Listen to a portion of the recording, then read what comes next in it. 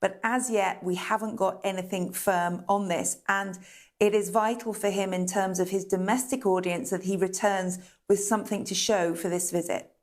And trade progress, of course, appears to be the immediate focus today, Kate.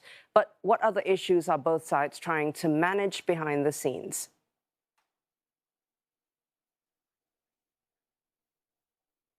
Well, clearly, certainly for the Chinese side, the Taiwan question is utmost. Xi Jinping saying just that yesterday. And also it was the top of the readout from the Chinese side of that summit, whereas Donald Trump, the Americans did not mention it at all, although Marco Rubio, the Secretary of State, has since said that the US policy towards Taiwan has not changed and will not change. But I'm sure the Chinese president will bring that back up again. But Donald Trump really wants support over the conflict in the Middle East. He wants support over ending the war with Iran, reaching a peace deal and reopening the Strait of Hormuz. He said in an interview yesterday that privately Xi Jinping had agreed to do just that and support it. But again, we haven't seen anything public from the Chinese side on this. And again, that is something that Donald Trump could come home to the US to say that he was also making progress on the conflict in the Middle East, which is obviously indirectly causing huge issues for the American people in terms of how much it is costing them to fill up their cars and buy groceries in the supermarket. And essentially, that is what really will matter to Donald Trump, because it's an election year here in the US. He's not on the ballot, but the Republican Party is. And they want to be able to speak to their constituents positively about the cost of living. And it's all related to the situation in Iran. Kate Fisher, thank you so much for your reporting from Washington, D.C. And of course, Tan Hui in Beijing. I'm sure we'll speak again soon. Thank you for the updates. And as time goes by, hopefully a live dip into pictures from Beijing. Well, there were no major deals or announcements on the first full day of President Trump's visit to China, but there was certainly pomp, pageantry, platitudes, and perhaps room for deeper cooperation.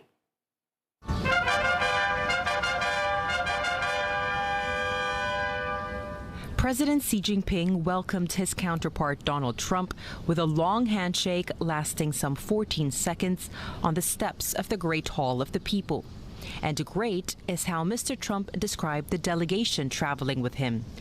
Key Trump cabinet members, flanked by top business leaders, including Tim Cook, Elon Musk, and Jensen Huang. They looked on as the ceremony took a patriotic turn as the military band struck up the U.S. national anthem, the Star-Spangled Banner.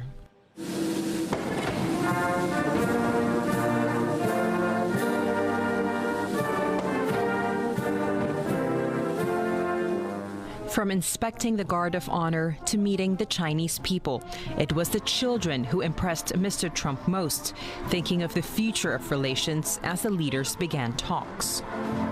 Those children were amazing, and they represent so much. And I know they represent so much to you. It's an honor to be with you. It's an honor to be your friend. And the relationship between China and the USA is going to be better than ever before. 应当做伙伴，而不是对手。 相互成就，共同繁荣，走出一条新时代大国正确相处之道。 Behind closed doors, the Chinese leader tackled the thorny issue of Taiwan, warning Mr. Trump that differences over it could bring the U.S. and China into conflict. Washington has approved a multi-billion-dollar arms package for the island. It's a red line for Beijing, which sees Taiwan as its own territory. Later, Mr. Trump ignored reporters' questions on the issue when he visited the Temple of Heaven. It's great. Did you talk about Taiwan? Great place. Incredible. China is beautiful. Did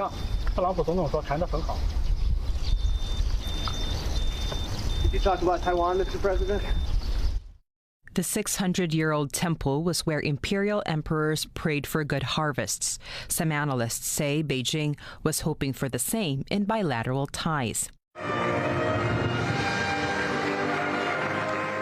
Taiwan and other contentious issues such as Iran and trade took a backseat as Mr. Trump was hosted to a state banquet.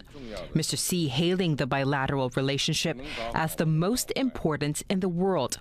That sentiment extending as two leaders toasted each other, with Mr. Trump inviting President Xi to visit the U.S. in September. And in the lead up to today, CNA has spoken to several analysts about the language used at the summit so far and what this means for U.S.-China relations going forward. Well, I don't think that President Xi is saying that the US-China relationship won't be a competitive one. I think what was very striking about some of the comments that President Xi made, I think it was at the state dinner, was that he said that President Trump and himself agreed on a vision for the future, and he called it a constructive relationship of strategic stability. And in that constructive relationship, he talked about how, in this constructive relationship of strategic stability, cooperation would be the mainstay, but there would also be competition, but that competition needed to be kept within proper limits, and within those limits, that differences would be manageable. I think you might be able to call it a modest reset in the relationship in both directions. I think the biggest word coming out of the first day has to do with strategic stability. And that is a label which we've not used either side in the relationship. The Chinese have talked about partnerships and cooperation, the U.S. about competition. Stability is in the middle, and you heard that again and again from President Xi Jinping, and it's going to be the biggest word that's a takeaway from this 2 days of meetings. And the two of them have determined that they want to not be caught into the Thucydides trap, not to have this relationship spiral into a war the way it has typically done in other cases, but to do what President Xi calls create a new form of great power relations. And they began to do that in trying to articulate a different idea about the U.S.-China relationship in this summit. I think President Xi's lines, which President Trump then reiterated, is a constructive new stability, a new strategic stability. And that's easy to say, hard to do, but I'd say it's a step in the right direction. I think there is a need on both sides to cooperate, at least on the where it's possible to cooperate. There are two major economies, two major powers, and they don't want to see the relationship derailing and leading to more uncertainties and more instability. So now, in concrete measure, I think there will be more trade, but also more negotiation on political issues all the way from Taiwan, but also Iran. The situation in the Middle East and also in the Indo-Pacific region as a whole. Up ahead, it's your Asia Business Update. The U.S. moves to end its fraud cases against Asia's richest person, Gautam Adani, and his nephew. They've agreed to pay a total of $18 million to settle the case without admitting or denying the allegations.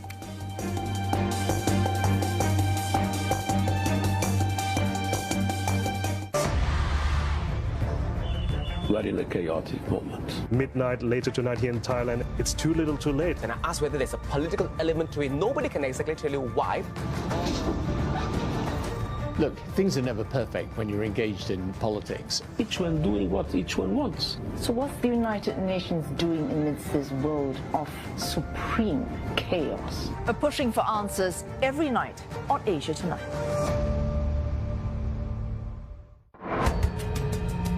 $2 million. That's how much we lost in prepaid beauty packages in 1 year. How much do you have left in unused packages? Close to $50,000. I'm going undercover to find out if there is something deeper at play. Prepaid packages, bargain or bad deal? Talking Point Sunday on CNA. As a bank who've just turned 90 in 2025, supporting SME is not just part of our business now. It's also woven into our DNA. What advice would you offer SMEs looking to plan for the next phase of growth? Number one is connectivity. Number two is digitalization, developing SME resilience through digital transformation. And number three, sustainability, really using sustainability as a key business driver.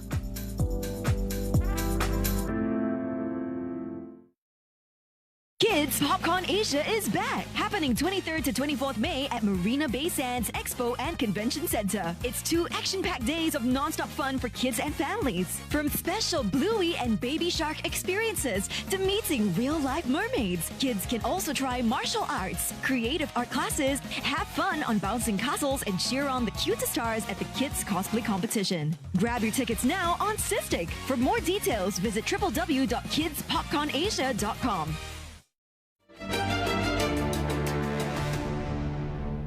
Time for business this Friday morning, and Asia's richest person is closer to ending a major U.S. legal battle. The Securities and Exchange Commission is said to have settled a civil lawsuit against Indian billionaire Gautam Adani, subject to court approval. And court records show Gautam Adani and his nephew, Sagar Adani, will pay a total of $18 million under a proposed agreement. The duo are accused of breaking U.S. securities rules, allegedly making false and misleading representations about Adani Green Energy. The SEC says they allegedly paid hundreds of millions of dollars of bribes to Indian officials for lucrative solar energy supply contracts. Gautam Adani chairs the Adani Group conglomerate, spanning coal, airports, cement, and media. And Sagar Adani is executive director at Adani Green. Both have consistently denied any wrongdoing. The Justice Department's also reportedly moving to drop fraud charges against Gautam Adani in a parallel case. Adani recently hired a new legal team led by one of President Trump's personal lawyers. Reports also say the billionaires promised to invest $10 billion in the U.S. economy. Asia-Pacific markets heading into negative territory after an earlier bout of euphoria over tech stocks gave way to inflation fears. South Korea's benchmark Kospi reverses course, retreating from a fresh record high above 8,000. And the earlier gains were fueled by optimism that the Trump-Xi talks could ease tensions around trade and technology exports, particularly for chip makers and AI-related stocks. And in the currency market, the won is a touch weaker against the greenback. South Korea's tech giants are pulling back after driving the recent market rally. Samsung Electronics turned into the red after its labor union said that the companies proposed resuming wage talks without preconditions. As for SK hynix, it heads lower on the back of some profit-taking. And shares in Samsung Electronics have risen about 190% over 6 months, while SK hynix shares gained 220% over the same period. As for other regional markets, they're nursing losses as well, led by Japan this time. The STI and Taiwan's TAIEX both down as the momentum on tech stocks fizzled out. Greater China markets remained cautious as investors track the second day of high-stakes talks between U.S. President Donald Trump and Chinese President Xi Jinping. All 3 key indices in the back foot. Well, oil prices hovering around the $100 level as traders continue to assess the free flow of vessels in the Strait of Hormuz and signs of closer oil ties between the U.S. and China. In Asian trade, prices are inching higher. Both contracts eased in much of trading overnight after Iran said around 30 vessels had crossed the vital choke point. But an attack on one ship and the seizure of another stoked fresh concerns over the flow of energy supplies. Traders' anxiety eased, though, after the White House said President Trump and President Xi have agreed that the Strait of Hormuz must remain open. Reports also that the Chinese leader has expressed interest in buying U.S. oil, though Beijing's never been a big buyer of U.S. crude, and it hasn't imported any since May of last year due to the tariff war. Meanwhile, a U.S. waiver on Russian oil is set to expire tomorrow. India has reportedly asked the U.S. to extend the waiver on sales of Russian oil already loaded on tankers, which the Treasury Department has previously done twice.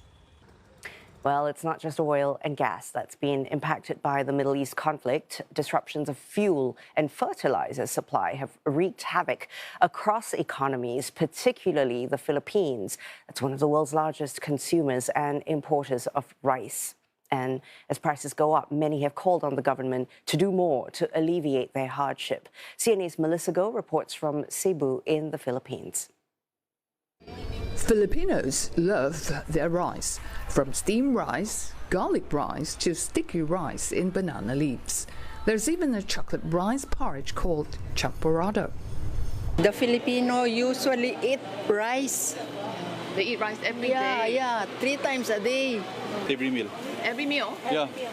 Breakfast, dinner, lunch. According to government statistics, the average Filipino consumes about 190 kilograms of rice a year. So when prices go up by a few pesos a kilo, they feel the immediate impact straight in their pockets. Here at Tabuan Market in Cebu city center, many types of rice are available, priced at 50 to 60 pesos a kilo. Some varieties have interesting names. Some are locally produced and some imported. Now, here's my Jaguar rice, priced at 50 pesos a kilo. That's under $1. Now, this is imported, and according to him, the locals prefer imported rice simply because they are cheaper. Traders say that prices have been fluctuating in recent days due to uncertain fuel supplies pushing up logistics costs. My concern is price is high, that the salary is low. The other people, the salary here in Cebu is low. Filipinos say that the cost of living has gone up by 30% since the crisis in the Middle East erupted in March. They lament what they see as a lack of government assistance.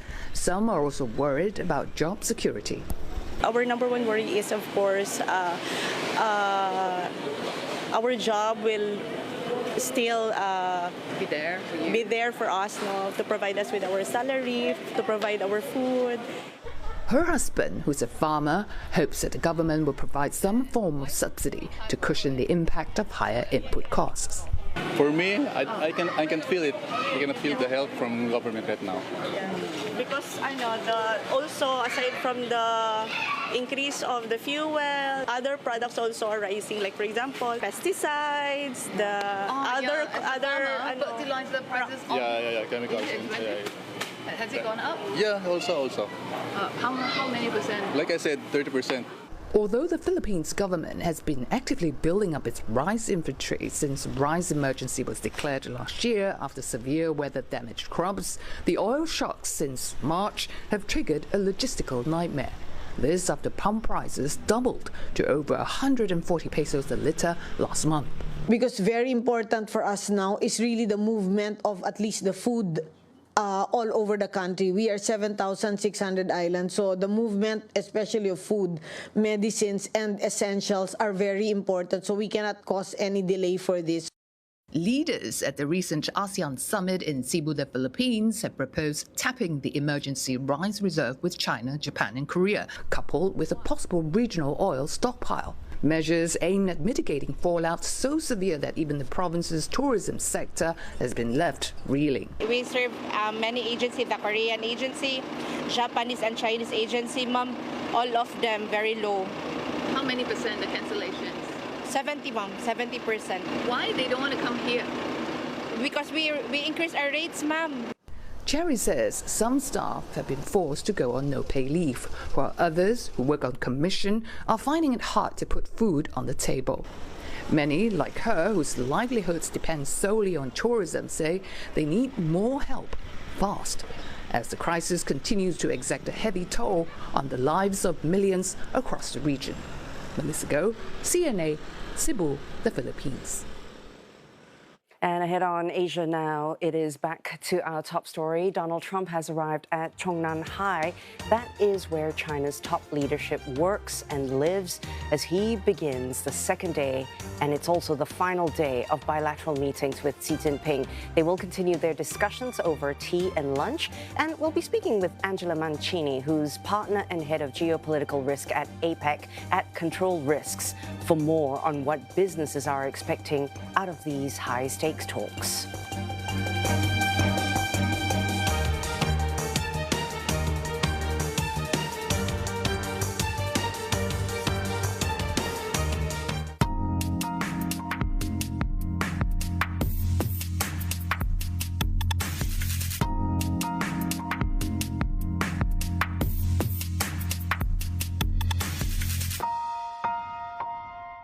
The world is moving forward rapidly.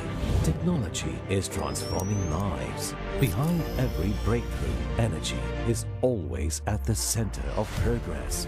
Powered by collaboration, accelerated by energy and AI. Join us at the Energy Transition Conference 2026. CNA is the strategic media partner for the Energy Transition Conference 2026. Saturday on Japan Hour. Famed for its deers, cycle around Nara across persimmon fields, shrines and temples. Once the capital of ancient Japan, visit a kofun, the ancient burial site of emperors. Japan Hour, Saturday on CNA. Japan Hour is brought to you by Sumitomo Corporation. MUFG, committed to empowering a brighter future. Zip Air, no fuel surcharge from 216 Singapore dollars. And IHI.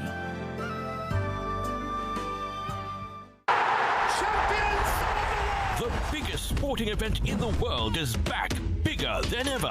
MediaCorp brings you the FIFA World Cup 2026 action. Don't miss out on the FIFA World Cup 2026 action. Subscribe now at $118 with instant activation. Catch a total of 104 matches from Canada, USA and Mexico, live on any device. Or catch the latest highlights and matches on demand. Get your FIFA World Cup 2026 action on MeWatch. No contract, no installation, with instant activation. Sensational goal! Subscribe now and catch your favorite teams battle it out for the coveted trophy. Go to mewatch.sg/FIFA World Cup for more details. South Korea's skilled laborers sent to Germany in exchange for loans. 나 자신을 발전시킬 수 있겠다. 가족들도 도울 수 있겠다. Service and sacrifice that shaped a nation. 그분들이 일을 많이 해가지고 많이 망가지고. Adrift, the pioneers who built Korea. Tuesday on CNA.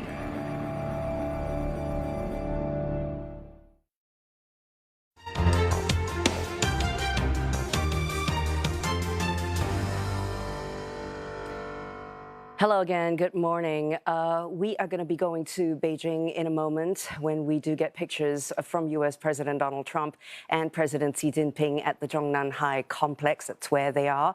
Meantime, the American president is scheduled to have tea, and it's also going to be a working lunch with the Chinese president before he departs China. Today is the final day of Mr. Trump's 3-day visit, and the day will begin with a handshake and a photo session. I do believe that one's already completed. This particular area, the Zhongnanhai complex, it is home to the Communist Party headquarters. The two leaders will then take part in a bilateral tea session. It's going to be a less formal setting, expected to wrap up ongoing discussions. If you recall yesterday at the Great Hall of the People, it was full of pomp and grandeur. There was, of course, a guard march as well. Not quite the same today. The engagements will conclude later with a working lunch. Mr. Trump will then depart Beijing on Air Force One and return to Washington after that. As for Mr. Xi, he's expected to visit the U.S. later this year. The state banquet yesterday, President Trump invited Mr. Xi and his wife in September to the White House. Well, yesterday, the two leaders held closed-door meetings that lasted about 2 hours. And what did they talk about? They covered Taiwan, they covered trade, they covered other differences in U.S.-China relations. The Chinese state media said that Mr. Xi told Mr. Trump that if Taiwan wasn't handled correctly, the U.S. and China risk clashes and even conflicts, putting the entire relationship in great jeopardy. We're going to bring in Angela Mancini, who's partner and head of geopolitical risk, APEC, at Control Risks. Hi there, Angela. President Trump and Xi are spending a second day together in Beijing. Can you tell us what businesses are thinking as they see all these pictures, even from yesterday, these pictures that exude calm and control? Do these suggest a real de-risking moment or just a temporary pause in U.S.-China volatility?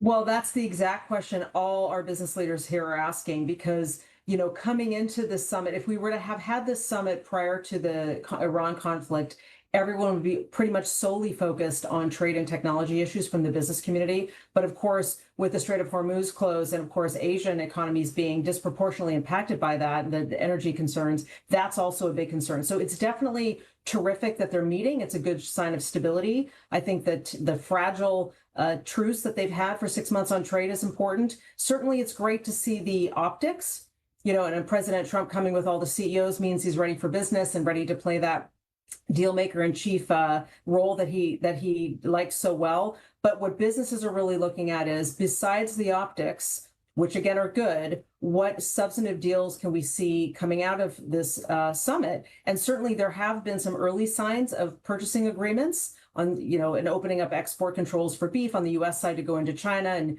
China committing to buy some more oil from the U.S.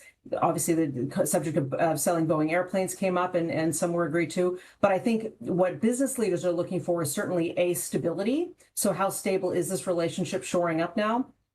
And B, what might we really see when it comes to trade war detente, and also tech and export controls? Those are areas that are thorny. They're not easy to address, and that's what we haven't seen much of yet in terms of progress. So apart from all the discussions, should some possible real outcomes come about, are we then looking at real change for companies down the line? And also, Angela, after a summit like this, actually, how quickly can the business environment change on the ground?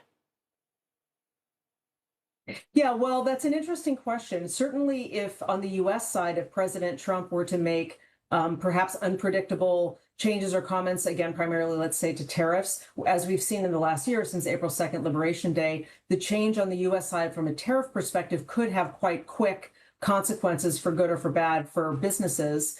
The other issues, the tech and export controls issues, would take longer, I think, to potentially digest. The main issue, though, I think, the acute issue that a lot of businesses are looking at is what's going to happen with Iran. Because if we were able to see China take a larger role in helping to address the Iran conflict, namely getting the Strait of Hormuz open, if we were to see movement on that, which would not be something we don't expect would happen quickly, but if we did see that in the near term, that would be something that would assure markets quite readily and quickly, and we would see impacts in terms of strategic planning and markets. But so, you know, again, from the China side, things don't tend to move all that quickly. We may see some disruptive comments coming out of the U.S. side, but businesses are really looking for, again, how stable is this relationship, not just today, but the building blocks of what we might see going forward. And then what might that mean in terms of very practical things that businesses are looking at now for their own strategic planning: tariffs, tech exports, energy flows, and other flows from the Strait of Hormuz. Okay. Angela, President Trump likes visible wins, and he's got today to wrap some deals up. I'm sure the teams are working really hard behind the scenes. What kind of deliverables are you particularly watching for? And what can he present as triumph when he lands back in Washington, D.C.? Yeah, so I think regardless of what the outcomes are, President Trump will definitely present the summit as a triumph. There's certainly a lot of great optics around it, between the fanfare he got from the Chinese side, and certainly the entourage, both from the cabinet member perspective and all the various CEOs that went with him perspective. So certainly a lot to trumpet when he gets back. Certainly, I think on the more relatively easier wins to look for, and we expect some more to come out potentially today, are those purchase agreements. So the famous, the Bs, as they say, beans, meaning soybeans, beef, which we've already heard about, Boeing's, which we've heard about. So, you know, are we going to see additional purchase agreements agreed to from the Chinese side? I think that would be good. certainly there's some optimism in the business community around the Board of Trade and Board of Investment. There's no great hopes that that would move the needle significantly in terms of U.S.-China trade or foreign investment, but certainly it's a good forum. It's better than nothing, a good forum for the two countries to come and talk about, future economic ties and how trade might actually work. I think, though, the real issue, again, that businesses are looking for is, are we going to see something notable on any of those thorny issues? We are starting to see some discussion around AI. So that was a subject that we thought might come up, and apparently it has, in terms of whether China and the U.S. can work together around some loose ideas, at least in terms of AI regulation and use of AI and autonomous weapons or not, and some high-level agreements on regulation and use of that from a national security perspective. But businesses are really looking for some movement on some of the thorny issues. We may not see any of that movement. A good outcome, though, would be an agreement to meet again and maybe get some of those issues tabled for more specific resolution if they do meet again in September. And again, those things are what kind of tech can U.S. companies sell into China? Are we going to have any rare earth export controls coming from China back to the U.S.? And what do we see more broadly in terms of technology supply chains also related to Taiwan? Yeah, the September meeting fueling hope and optimism and possibly 2 more touch points in 2026. Well, Mr. Xi as well has warned that mishandling Taiwan could lead to clashes and even conflicts. Angela, for companies operating in Asia, what does that signal and how should they build it into their risk planning? Yeah, I don't think any of the statements so far out of this summit have changed anything in terms of corporate risk planning. Certainly, the Taiwan situation is one that businesses have been looking at in terms of their broader risk portfolio for quite some time. So as expected, we were not expecting to see anything significantly change in that regard in this trip, and it doesn't appear that there is going to be any significant notable change to be had, at least so far. I think more broadly, the Taiwan situation is one of a number of geopolitical hotspots that corporates are starting to watch more carefully after the Iran conflict, and just making sure they're really across what their operational footprint is, what their transit routes are, how diversified are they in terms of their cargo, their goods, their energy flows. So it's just one of many risk spots that that companies are watching, but we don't see this summit changing anything significantly in terms of that, in terms of a risk element. Okay, Angela Mancini, so good talking with you. Thank you so much. Partner and head of geopolitical risk, APEC at Control Risks. And U.S. President Donald Trump is pushing for China to buy more American products, including agricultural goods and passenger aircraft. The Chinese, meanwhile, they've signaled openness to expand some U.S. imports as American businesses join Mr. Trump's delegation. You can see the business leaders here. They've been on board for his visit to Beijing. Chinese President Xi Jinping told the CEOs that the door to business in China will, quote, open wider. President Trump told media that China agreed to order 200 of its jets, but that's actually less than half of what was initially expected, pushing the plane maker's stock down 4.7%. Neither Beijing nor Boeing have confirmed these figures. And this lucrative deal could also hand Donald Trump a familiar talking point. He once joked that Boeing gave him an award as its greatest salesman. So let's take a look at the China-Boeing story in the last 15 years. So we go to 2011. That's when China approved contracts for 200 Boeing aircraft worth about $19 billion US. Mainly they were 737s and also 777s for delivery within 2 years. China's aircraft purchases have often moved alongside state-level diplomacy. It's a way to show goodwill with Washington while helping Chinese airlines expand quickly. Then, in 2015, during Xi Jinping's visit to the United States, Boeing announced 300 aircraft orders and a major industrial sweetener. That was a 737 completion and delivery center in China. And that was the bargain behind the bargain. China bought the planes, but they also wanted the aviation jobs. They wanted local capabilities, and they wanted a pathway to grow their own aerospace ecosystem. And the next major milestone came in 2017. That was during Donald Trump's first visit to China as president. Boeing and China Aviation Supplies announced another 300 aircraft package valued at more than $37 billion. And reports at the time said it included roughly 260 737s and 40 wide-body aircraft. And that made Boeing one of the centerpieces of the U.S.-China trade relationship at the time. And then the story changed. After the 737 MAX crashes, China became one of the toughest markets for Boeing to reopen. There was the MAX grounding, there was regulatory caution, there was COVID disruption, and worsening U.S.-China relations, all hitting at once. And during this period, China relied more heavily on Airbus, and they continued supporting their own aircraft maker, COMAC. So Boeing's story in China then moved from rapid growth to a long period of caution and delay. And that brings us to this week's Trump-Xi meeting. Any Boeing agreement, whether it's 200 planes, fewer or more, that would come after years in one of the world's most important aviation markets for the United States. Other than the size of the package to be announced, the aircraft types involved, one thing to watch is how quickly the orders will move into deliveries. For Boeing, it could mark a step toward rebuilding its position in China. Whereas for Beijing, it could signal a willingness to stabilize trade ties with Washington while still buying from other plane makers and, of course, supporting COMAC. So the Boeing story isn't just about a plane order, it's about where aviation sits in the wider US-China relationship. And we've got more ahead on Asia Now this Friday. The Iran war, it's testing the unity of BRICS. We'll look at how its 2026 chair, India, is trying to forge a consensus among members as the bloc's foreign ministers meet in New Delhi.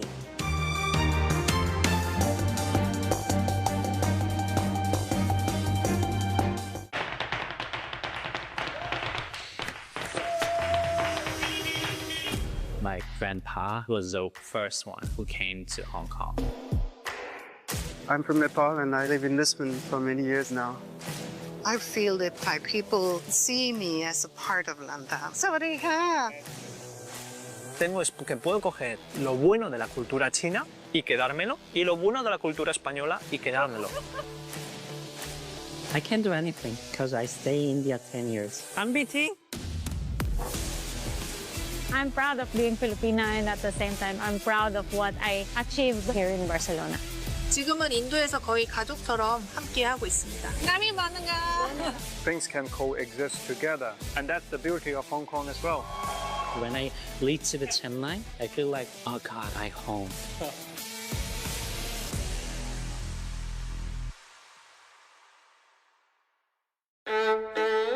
At Standard Chartered, we're here for those who never stand still, who want trusted expertise in the world's most dynamic markets. Now is your time. Zain Ishan Arvind. He's a playboy with a reputation. Can I be your... What's happening, Tara? She's walking into a risky game. This girl right here, my new girlfriend. But when lines blur and feelings grow, I just want to love you. Secrets will surface. I just wanted to know how love feels like. Trust will be tested. Sid is a walking red flag. And love may come at a price. Will it save them? Or break them apart? Catch the brand new drama series, Must Date the Playboy, Mondays to Thursdays at 10 p.m. on Vasantham and MeWatch. All episodes available on demand for free on MeWatch. CNA wins at the Winifred Digital Media Awards Asia 2026.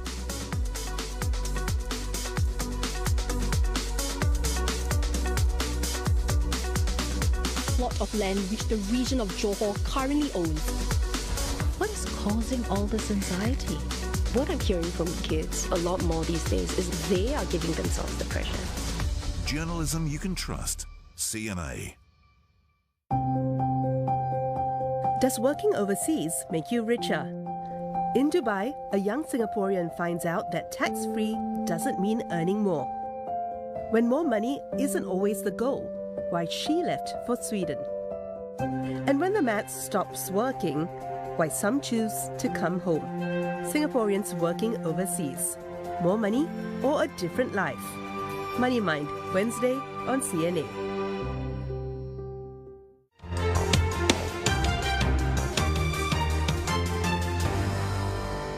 Hello again.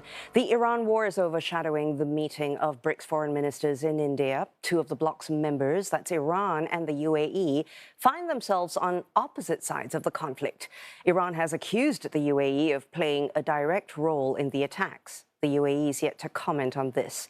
And the division within the bloc could potentially complicate efforts to forge a unified position on the conflict as the two-day gathering wraps up later today. Anishan Garg is covering the BRICS foreign ministers meeting for CNA in New Delhi. He tells us how the bloc's current chair, India, is trying to find a consensus between the members on issue beyond the war in Iran. Well, India's foreign ministry has been in touch with the delegation of the foreign ministers and their accompanying personnel, and the idea is always to forge a consensus. India has said this from get-go, especially after the war in Iran started, that consensus has been difficult to forge within the BRICS grouping, only because members of the BRICS grouping are now finding themselves on the opposite sides of the conflict. And to end this session with a joint statement is certainly going to be hard, because we haven't seen a joint statement from the BRICS grouping since the war in Iran started. There was another meeting of Deputy Prime Minister which ended with a chair summary of the meetings without a joint communique, which is diplomatic speak for essentially saying that the bloc couldn't agree on common language, and the common language that is in question is how to describe the war in Iran. Now, Iran, which is a member of the BRICS grouping, wants in the joint communique to be strong condemnation of US and Israeli strikes on its own territory, while on the other hand you have UAE, which wants to call Iran the aggressor of this conflict. So as we understand, experts have been telling us that India would try to find common ground with common denominators with issues such as sustainable development, climate financing, and that could form the basis of a joint communique if there is to be one. The UK Prime Minister Keir Starmer has reshuffled his cabinet despite a potential leadership challenge growing ever more likely. His Health Secretary, Wes Streeting, resigned yesterday, but hasn't yet officially triggered a leadership contest. Meantime, the Mayor of Manchester, Andy Burnham, he's announced he will attempt to run for Parliament in a by-election in northwest England. He can't challenge Keir Starmer as leader until and unless he is a Member of Parliament. Prime Minister Starmer is under growing pressure to resign after the Labour Party's poor local election results last week. Ollie Barrett is reporting for CNA from London. Andy Burnham's route to Westminster is by no means an easy one. The Makerfield seat that he will try and contest is in a part of the northwest which has seen a real surge from the Reform UK party of Nigel Farage. But if Andy Burnham gets elected and can win that by-election in the coming weeks, then not only will he be heading back to Westminster, but he can claim to be doing so as a candidate that can show that they can beat the Reform Party, which has been, as I say, surging in so many different parts of the country in polls, but also in recent rounds of elections. If he does get to Westminster, a leadership challenge against Keir Starmer is almost inevitable at that point, and right now it would look very much like Andy Burnham would be in a very, very good position to win it and therefore become Labour leader, but also UK Prime Minister. Now, Wes Streeting, the Health Secretary, his resignation did not immediately lead to the triggering of a leadership contest. He says he does have the backing of enough MPs to do so, but wants to make sure that there is a broad leadership race and a real debate amongst the Labour Party about exactly what should come next. There may well be other leadership candidates that throw their hats in the ring as and when we do get to a leadership contest actually being triggered, and we have not reached that point yet. Until we do, Keir Starmer remains in Downing Street. He says the government is getting on with its job, but that will be very difficult indeed, given the seeping away of support from him and from his number 10 administration, and in the knowledge that a leadership contest is very likely indeed in the coming months. So a chaotic and uncertain period potentially ahead for British politics, a period in which Keir Starmer will be seen by many as a lame duck Prime Minister as well. All the while, UK borrowing costs have been under significant pressure from international markets, which are worried not just about the current uncertainty, but also about what might come next if you had a candidate taking charge of the Labour Party committed, for example, to higher taxation and higher spending. That does seem to worry international investors at the moment, given the state of British public finances. The opposition parties say that this is all chaos brought upon Labour and Keir Starmer by themselves. As I say, Keir Starmer for now insisting that he will fight on and that his government will get on with the job. But these are very uncertain times indeed for him, for his Downing Street operation, and indeed for the wider British political scene. Ollie Barrett in London for CNA. And from London, we go to Beijing, where our top story is. That's U.S. President Donald Trump seeking trade wins as he meets Chinese President Xi Jinping today in the Chinese capital, and they wrap up a two-day state visit together. The two leaders began their day's events at Zhongnan High. That is the Chinese Central Leadership Compound, and they've been scheduled to have a working tea and a lunch after that. Hard issues have been front and center at the Beijing summit, everything from tariffs to technology to Taiwan. But there's a softer side to the relationship between the superpowers, and Crystal Chia has the details. Olga Soltes was 17 when she went to Beijing for a game of table tennis in 1971. It was her first trip out of the United States, and she had no idea it would make history for US-China relations. 55 years later, Olga and her teammates from that time are back in China to commemorate the event. I don't think we knew what to expect even, so going into this totally different world was amazing. And then when we went out of the world, everybody in the United States, we were in every magazine and everywhere, we couldn't believe it that it was such a big deal, But it was and still is. Yeah. Olga was one of 9 players from the US table tennis team who went to Beijing at the invitation of then Chinese leader Mao Zedong. They were the first delegation of Americans to visit the country since the founding of the People's Republic of China in 1949. They were welcomed by then Premier Zhou Enlai and toured landmarks such as the Great Wall. The trip started what became known as ping-pong diplomacy and paved the way for then-President Richard Nixon's visit to Beijing the following year. This year, commemorations were held in both Beijing and Shanghai. The Beijing event was attended by Vice President Han Zheng, who read out a congratulatory letter by President Xi Jinping.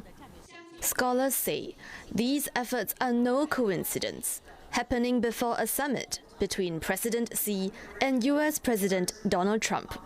This is so historically important, but also urgently matters to the Trump's visit. Just as the 1971 ping-pong visit preceded President Nixon, February 1972 visit to Beijing, China is consciously invoking that same template ahead of Trump's visit. China is a rising power. So the idea of China is not shared equally between Chinese and non-Chinese. But when ping-pong players get together, the message is crystal clear. That's power of shared vision, shared history. So maybe we could once again remember the lessons we learned from ping-pong diplomacy. If the Chinese leaders and American leaders can achieve something miracle at that time, why not now? There are other groups of people who have seen the softer side of China-US relations. There are the Flying Tigers, a group of American pilots who fought for China in World War II. Their descendants were invited to China's military parade in 2025. President Xi Jinping himself has a relationship with Iowa. In 1985, he visited the state as a provincial official and stayed with local hosts, forming a bond that state media continues to report on. And China's panda diplomacy, another branch of its cultural outreach. China recently announced a new pair of giant pandas will go to Zoo Atlanta in the US for 10 years. The key insight here is that hard diplomacy and soft diplomacy, they are not alternative, right? They work in sequence. So when citizens in both countries see friendly cultural exchange, such as like the panda in the US National Zoo, it becomes much more politically easier for leaders to make concessions on hard issues. Olga and her teammates believe that sports offer a platform for nations to connect. Everybody's so nice to us, and we come here and we, it's warm and we like each other. Why can't the world be like that? They hope that the spirit of ping-pong diplomacy will continue in a world that needs it more than ever before. Crystal Chia, CNA, Shanghai. Lots more ahead on Asia now, but for this moment, you're looking at pictures from just moments ago. That's when US President Donald Trump met Chinese President Xi Jinping. The two leaders began their day's events at Zhongnanhai, that is the Chinese Central Leadership Compound, and they've been scheduled to have a working tea followed by lunch. We'll continue our coverage of the high-stakes talks between the presidents in Beijing. Stay with us on CNA.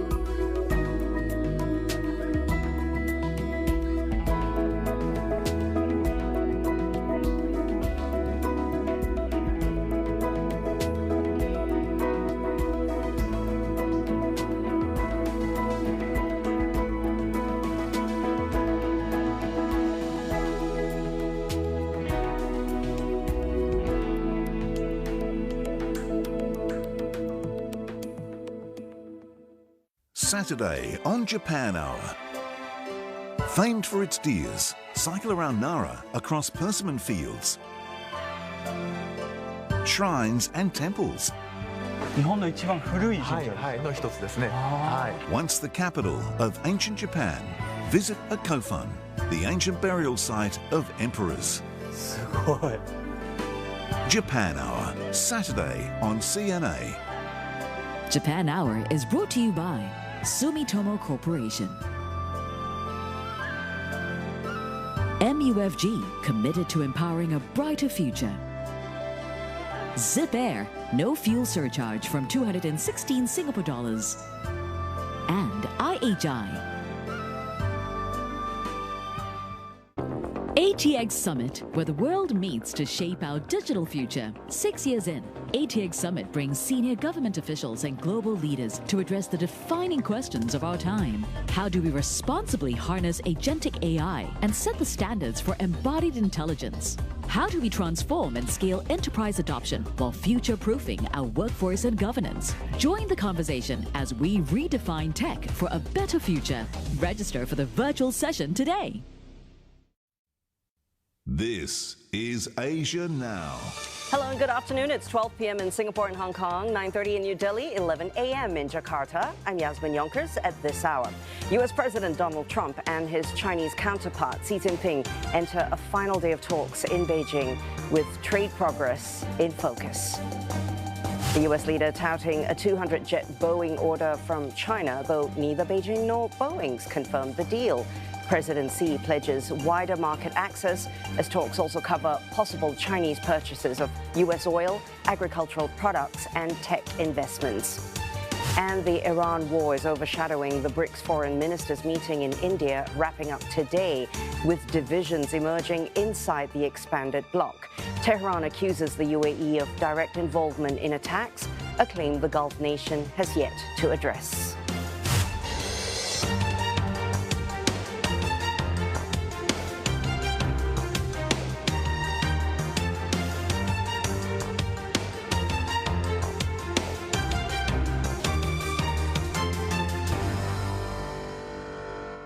U.S. President Donald Trump and the Chinese leader Xi Jinping, they're meeting at Zhongnanhai. That's the headquarters of the Communist Party leadership in Beijing.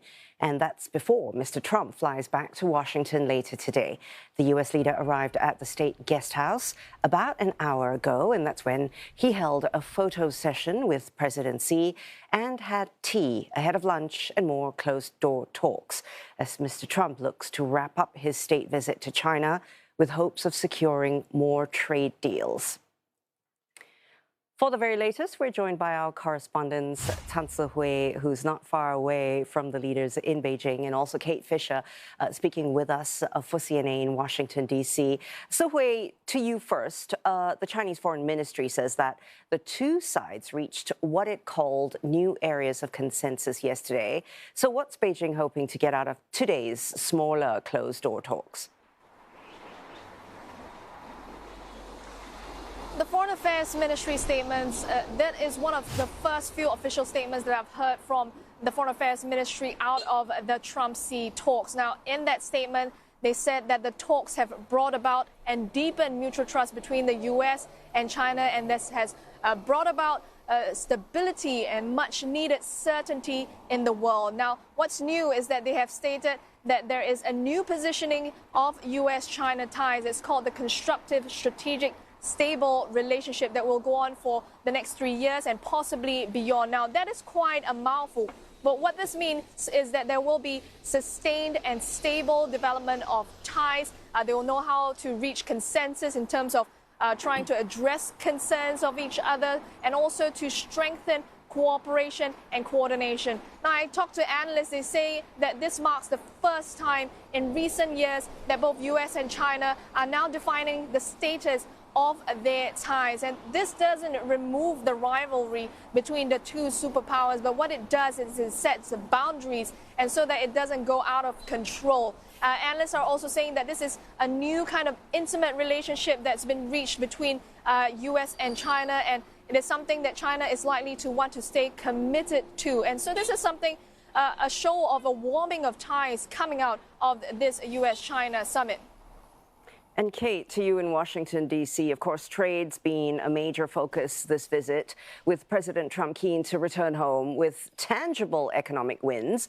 But there are also major geopolitical issues on the table, everything from Iran to Taiwan. So from the White House's perspective, what would count as a successful outcome from this trip?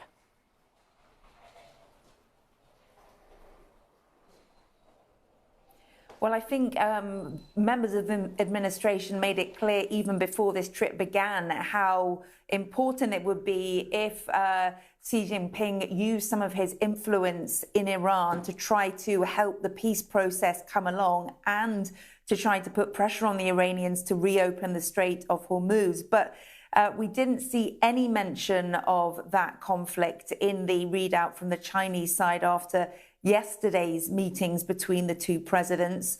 Although Donald Trump talks about it in person in an interview afterwards, saying that privately the Chinese president had said he would love to help in any way he could, that he agreed that Iran should not have a nuclear weapon, that he promised that China would not supply military help to Iran, and that he opposed any militarization of the Strait of Hormuz, which is quite a lot that he didn't say himself, but Donald Trump says has happened. So some kind of public Chinese suggestion that any of that would happen, I think would be a win for Donald Trump geopolitically. As when it comes to Taiwan, he has been very silent in comparison to the Chinese president on that issue, although his Secretary of State, Marco Rubio, has reiterated that there will be no change in the US policy towards Taiwan, despite what Xi Jinping has been saying about it, how important it is. It's the main thing that governs this relationship. But of course, they are talking now, and those two topics could be coming up. So, Hui, there's been a ministry statement out which touched on China's position on Iran. Can you tell us more about that? And how central is that statement and that topic really likely to be in today's talks between the two leaders?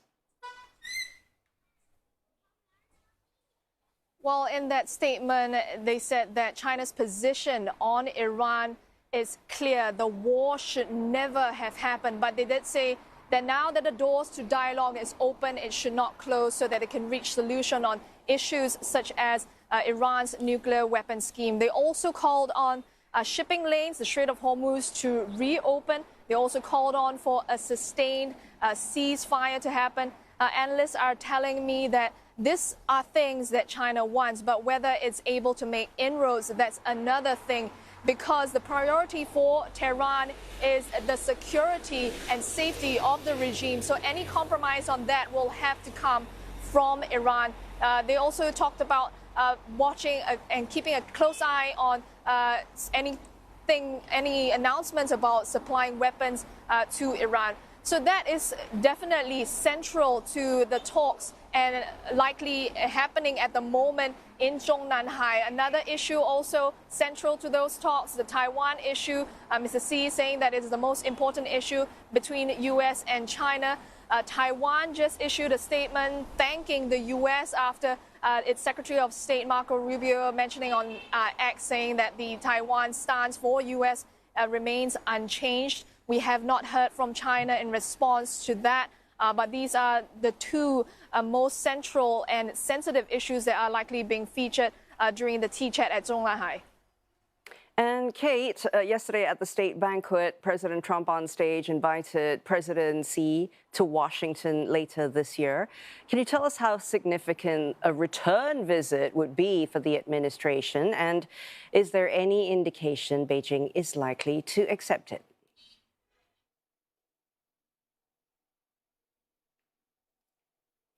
Yeah, well, I think it is significant because that would be the third meeting between these two presidents in Donald Trump's second term, which shows just how important the bilateral relationship is to both countries. And for that reason, I think it's likely that the Chinese president may well accept this. I think both countries have stated how important stability is to both of them, given all the tensions that exist.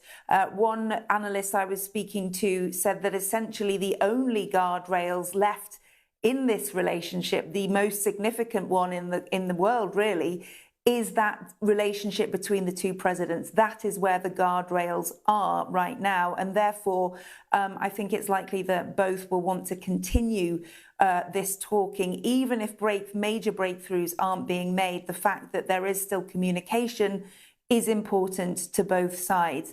It's notable that that date of September the 24th that Donald Trump mentioned when he invited the Chinese president is also the week of the UN General Assembly in New York, and it could suggest that maybe the Chinese president would make a rare appearance at that meeting, combining both if he does accept. All right, thank you so much, Kate Fisher, reporting for CNA from Washington, D.C. And of course, a big thanks to CNA's Tan Se-Hui in Beijing. We appreciate your updates. And we have more coverage on this story. Do follow our live blog, as I'm doing, on the Trump-Xi Summit. And that's at cna.asia and via our mobile app as well. Okay, we've got your Asia Business Update next, and the U.S. moves to end its fraud cases against Asia's richest person, that's Gautam Adani, and his nephew. They've agreed to pay a total of $18 million to settle the case without admitting or denying the allegations. Plus, India is cutting off sugar exports to keep prices in check at home. But analysts warn the move could come at a cost for the rest of the world.